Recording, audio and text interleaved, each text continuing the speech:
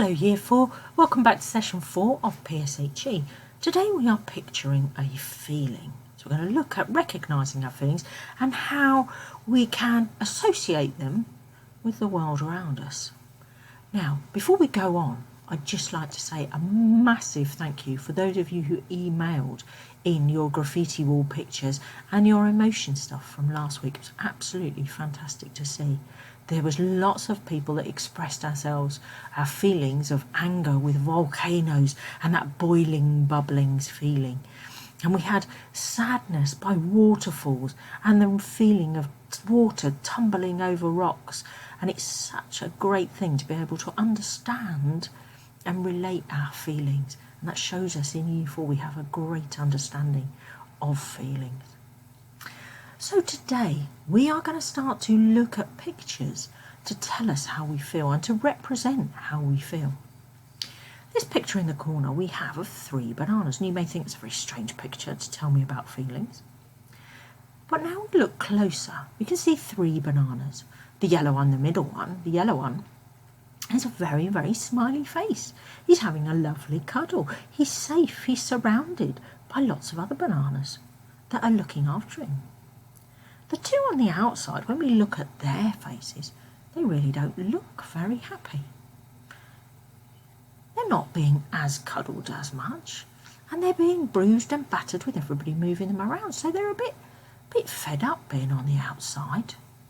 And we have sayings for how we feel about these things. When we look at this one, over the moon, we have a child, or a very small baby, being cradled just like a hand in the moon. So the baby is obviously very, very safe in there. So this is a good feeling. And we know the saying, jumped over the moon, from the nursery rhyme that we learnt when we were all little. So over the moon would be a good feeling. Something that if we're over the moon, if somebody's passed their exams or done really, really well, we're really pleased for them. And we're over the moon. That's a long, long way that we have the energy to jump over. And up here, we have a pink thing being tickled by 2 green arms. And we know we love to be tickled, and we love to laugh, and we love to enjoy ourselves. So this is also a very good emotion to have. Now, in the English language, we use lots of similes and metaphors to represent how we feel.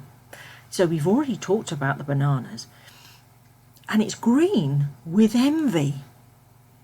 And envy is a really, really strong word. It's a real strong emotion to describe that these are really envious of the position that this yellow banana is in. We've talked about over the moon, and this one is called tickled pink. So we're really pleased. Oh, I'm tickled pink you got your exam results. Okay, so there's lots of sayings that we use. This one, Walking on Sunshine, a very famous song title as well, is a very nice. We know that walking out in the sunshine, how that makes us feel. It's warm, it's glowing, and all those inner things that make us think of that. Cool as a cucumber relaxing on an ice cube. Whatever next? He's chilled out. He's laying back, he's having a drink, he's got his shades on, he's loving life. Okay, so if you're as cool as a cucumber, you're just watching the world go by, having a really nice time. Shaking like a leaf. Oh, if I was shaking like a leaf, or I might be quivering, or a little bit frightened. Could just be like my voice might be a little bit shaky because I might be a little bit worried about things. So this is quite a low level, okay, intensity of feelings. But obviously if we get really, really frightened, okay, we might be shaking like something a lot more intense, and we could change that simile. Okay, so this is one that makes us feel that we might be a bit frightened. And this one here, all very downturned, very, very upset face. Okay, boiling with rage. Okay, real bubbling. We've got to that temperature that brings in all that temperature of boiling water and the bubble and the sound. that this is really, really intense, this feeling. So we've got some words around here as well that we might like to think about how we would feel. Some words may not be on there that we might think, so as cool as a cucumber, we might need to add on there the word relaxed. I might feel quite relaxed. Green with envy, I'd be starting to feel anger. Okay, these are the real not very nice feelings towards other things and other people. Tickled pink, he might be quite excited. I think he might be quite surprised to have somebody tickling him. Okay, so these are different things. Boiling with rage, definitely an anger one. Okay, and envy might be disappointment as well. So there's lots of things that we can use to help us understand these pictures and these metaphors and similes. And then around here and here, we also have some things that might happen if we feel these things. So if I'm cool as a cucumber, I might be quite quiet. I might smile. I don't think I'd punch anybody or stamp my feet. Okay? But they might relate to other things that if I'm feeling an emotion. So I might, if I'm boiling with rage, so I've started at being a little bit angry and I'm frustrated and I'm going up in my temperature thermometers that I did last week, and now I am boiling with rage, okay, I might start to stamp my feet. I might say something bad and I might regret that later on. But at that time, I cannot hold that in. I just need to say that. And I'd probably shouting as well. Okay? And there's lots of things that might happen when we're feeling these emotions. So I'd like you to think about one. I have chosen walking on sunshine because I'd like to be thinking about being this one quite a lot. If I was walking on sunshine, I'd maybe get a nice surprise that would make me feel like I was walking on sunshine. I'd be delighted. Now that was definitely on one of my temperature thermometers at the top. I'd be really quite relaxed that the world was going and I was really, really enjoying myself. I'd be thinking of warm colours, walking in the sunshine, maybe on a hot beach. I might be on a warm beach on a lovely, lovely day, and the colours would increase as my walking on sunshine got more intense. I'd have a glowing feeling. I'd be smiling and really, really enjoying life at that time, and my sense of well-being and how happy I was quite good. What I'd like you to do is choose one word from your thermometer from last week that was right at the intent, so at the top of your thermometer, and I'd like you to think about how you could draw it or describe it on your body map and answer some of these questions. So if you could explain where in the body would someone express this feeling. So if it was anger, is it in the pit of your tummy? Do you feel it from there? What colour has it got? What colour could it be once it got more and more intense? Would it start at a pale colour and as it intensified got more and more intense? What shape would it be? Would it be a smooth surface, or it would be jacky and spiky and horrible? Okay, so we might be thinking from going from a circle to a star with lots of points that might hurt us and jag around. Okay, what texture would it be? So we've already mentioned that it might be a smooth circle, might it be pointy and bubbly, or might it have sharp edges? And if the feeling were an image or a picture, what would this be? How would you show that? And if it had a sound, what would this be? Now that I think might be my trickiest thing to do is what sound it would be. So have a go at that.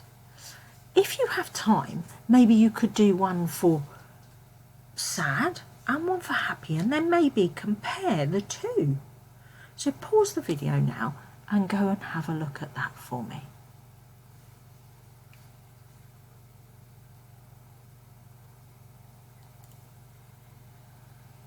Welcome back, Year 4.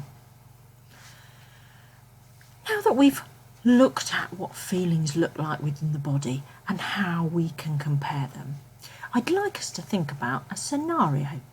So Jamie feels worried a lot of the time. Everything seems to worry Jamie. If he feels like all the worries in the world are building up into a big pile, sometimes it feels like a wall of worries. Jamie tries not to think about what is happening to his feelings. I'd like you to think about what would help Jamie express these feelings. What might be stopping Jamie from doing this? What might be the consequence of Jamie not expressing his feelings? And what would most help Jamie in this situation? So it's 4 very difficult questions to answer. So I'd like you to take some time to maybe have a chat to people in your family, okay, how you could help this young man who is really struggling with the build-up of these emotions. So pause the video and have a quick think about that, and then come back when you're finished.